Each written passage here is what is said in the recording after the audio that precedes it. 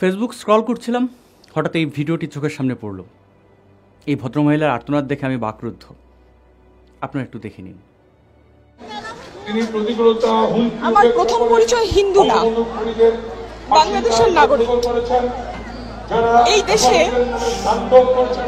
শুধুমাত্র ধর্ম পরিচয়ের জন্য বছরের একটা উৎসব আমরা এসে সিঁদুর খেলি, সেটা হলো না। এটা এই রাষ্ট্রের ব্যর্থতা, এটা বঙ্গবন্ধুর আদর্শের অপমান। আমার প্রথম পরিচয় হিন্দু না, আমার প্রথম পরিচয় আমি নাগরিক। আমার নিরাপত্তার দায়িত্ব এই রাষ্ট্রের। এবং একটা সারা বছরে একটা পুজো বলে শুধু নয়, এই যে সারা বছর যে সাম্প্রদায়িকতার বিষ বাষ্প ঘুরে বেড়ায়, কোনো প্রতিবাদ হয় না, শুধুমাত্র আমরা দায় সারা কথা বলি। এটা আমার ধর্মে বলে না।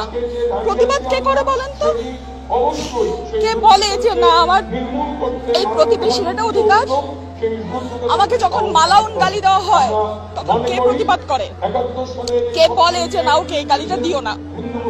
আমাকে যখন ইন্ডিয়ার দালাল বলা হয়, তখন আমার দেশপ্রেমকে যখন প্রশ্ন করা হয় শুধুমাত্র আমার ধর্মীয় বিশ্বাসের জন্য। এই দেশ আমার 14 পুরুষ এই দেশে রয়েছে।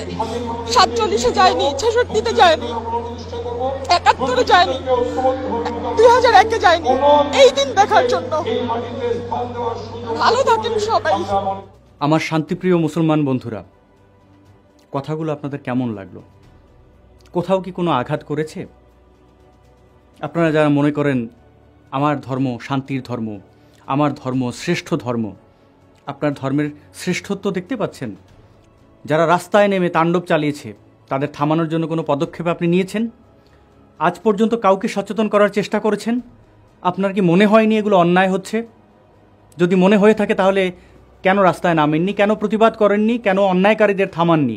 আমি আজ পর্যন্ত কোনো শান্তিপ্রিয় মুসলমান বন্ধুর কোনো স্ট্যাটাস দেখিনি কাউকে এই নক্কারজনক ঘটনা প্রতিহত করার জন্য কোনো ভূমিকা রাখতে দেখিনি। কেন দেখিনি?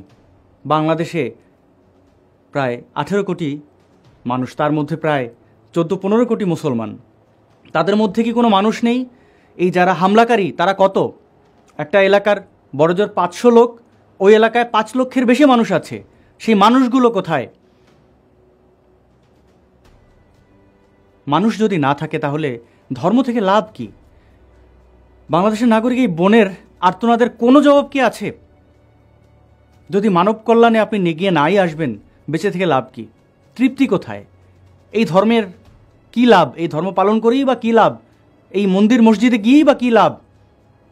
যদি আপনি বর্বরদের সমর্থন করেন, বর্বরদের বর্বরতা সহ্য করেন, প্রতিবাদ করতে না জানেন, প্রতিবাদ করতে না শেখেন, এখনই সময় অন্যায়ের প্রতিবাদে এগিয়ে আসুন।